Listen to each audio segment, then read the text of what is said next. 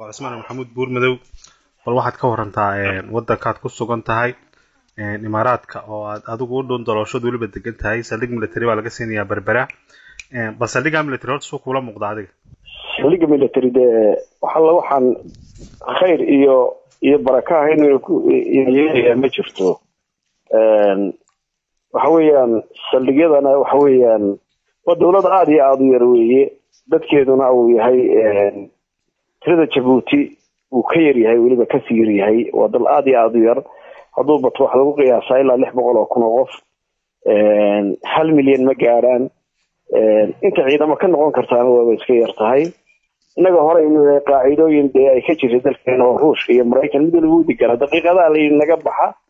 waxa weeyaan heshiis bay ku imanayaan heshiisna way ku tagayaan wax dhibaato ma leh waxay inoo keenaysaa dal aan la ixtiraafsanayn oo cid la macaamilayn iyo dal cid la macaamilayso baynu kala nahay maanta waxaan dad cid heshiis la galayso oo la macaamilayso oo danahooda iyo qawaaniintooda ilaashanaya oo maslaxadooda ilaashanaya inuu nahay marka runtii anigu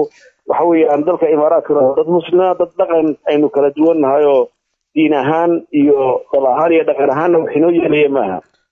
maxay markaas Somaliland dhaafsanaysaa boqor wax xoga ma ka haysaa aduu maadaama Imaaraadka u dhoon daloosho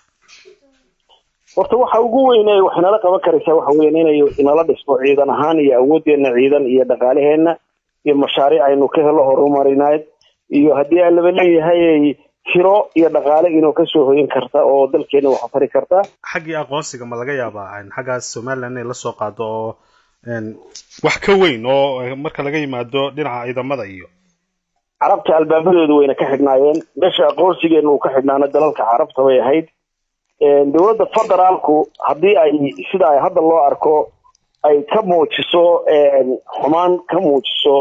xiriirka ay Somaliland dalalka Carbeed ay la leedahay oo dana badan iskaga xidhan yihiin hadday ka muujiso arrinkaas waxay soo dedejin kartaa dalalkan Carbeed ee khaliijka inay degdeg inoo ictiraafanayso farmaajo wuxuu tagay wadanka Sacuudiga wax xoga isaga ma ka heshay arrintaas saldhigga military buu ka soo horjeedaa baa la leeyahay anigu walaaca laga muujinaya kama qabo farmaajo inuu halka kan soo faragelin karo nufuudna ku yeelan karo waayo 10 iyo lesana wixii adeerkii uu ka kasbaday ayaa ugu filan boqor Ismaan waxa jira muddo kordhin ayaa golaha hortaala guurtida muddo kordhintaas waxa isla qaatay xisbiyada iyo xukuumadda waxay dad badan oo wadnaha farta ku hayaan in waqtigii loogu talagalay ama la isla qaatay ay dhaafiyaan suurtagal ma tahay baad leedahay in guurtidu intay laalaan sharci darro ku tilmaamaan sidii hore u dhacday ay iyagu ay wataan ay ku dhuftaan absolutely waxa way dhaqanka guurtida markaynu naqaano guurtidu iyada ayaa dastuurkeeda xaq u leh xisbiyada iyo xukuumaduna uma yeelin karaan intii kordhinayaan ama dhimayaan waxaan filayaa inay samayn doonaan ama wax ka dhimi doonaan ama wax kordhin doonaan laakiin kulliba ma noqon doonto intii ay isla gartaan sidaan anigu dhaqanka guurtida lagu yaqaan waayo waxay noqonaysaa awoodeedii iyo xuquuqdii uu siinayay dastuurku haddii loo yeedhiyo details ay qaataan inaanay iyaga ay ku noqon doonto in la hago taana ma yeeli doonto guurtidu laakiin ama waxbay ka dhimi doontaa ama waxbay ku dari doontaa ama ha yaraato ama ha badnaato waan gartay madaxweyne Sinaayo wuxuu ku joogaa safar wadanka Ingiriiska safar shakhsiyana uu tagay dad baa mudaharaaday sidoo kale gudoomiye Ciro maanta ugu dambeysay waxa uu shacabka ugu baaqay in la isku soo baxo oo la mudaharaado bal fikirka ka waran gudoomiye Ciro anigu waxaan u arkaa Ciro anagu saaxiib nahay inuu hana qaado oo koro xisbigiisuna koro taladiisuna korodho mustaqbalna yeesho ayaan anigu rajaynayay laakiin arrinka kani wadadan hadda ku socda waxa weeyaan waxaan u arkaa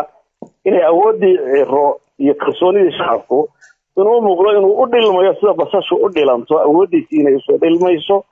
inuu talada uu ku socdaana talo aanu mahadin doonin uu yahay oo aanu shacbiyad kaga heli doonin Somaliland waayo inay isku mowqif noqdaan farmaajo iyo dawladda federaalka inay isku mowqif noqdaan ama uu soo ka sii fogaado dastuurkii iyo qawaaniintii iyo wuxuu wax ku ahaa ee gudoomiyaha ku ahaa iyo golayaashii inuu ilaa alaanka ku siin dhaadaygo inuu khilaafo anigu waxaan u arkaa inaanu ku mahadinayn inaanu waxna ku helayn waxaana qabaa doorashada in la soo dedejiyo baan qabaa anigu taasina waxa weeyaan in maanta Ciro arrinkaasi hog madow ay ku ridi doonto isaga iyo xisbigiisa iyo taageerayaashiisuna aanay mahadin doonin wadadan ay ku socdaan ee ay kaga hor imanayaan horumarka Somaliland iyo maanta qawaaniinta Somaliland maanta xiro dastuurku hadduu siiyo codka inuu helo oo isagu madaxweyne noqdo hogaaminta isaga ayaa xaq u lahaa isaga waxa weeyaan haddii baarlamaanku isaga codka siiyo oo taageero diidmadiisana isaga maanta awood yeelana laakiin baarlamaankiina muu raacin labadii gole ee guurtii baarlamaankii inuu isagu ka soo horjeesto uu ixtiraami waayo arrinkaasi waxay ku tahay maanta dabarjab bay ku tahay isaga iyo xisbigiisa fadeexad bay ku tahay waxay ku tahay arrinkii maanta inuu u ololeynayo Ciro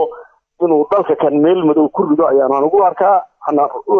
kula talin lahaa inuu ka leexdo wadada cagaar ka badan oo ku socdo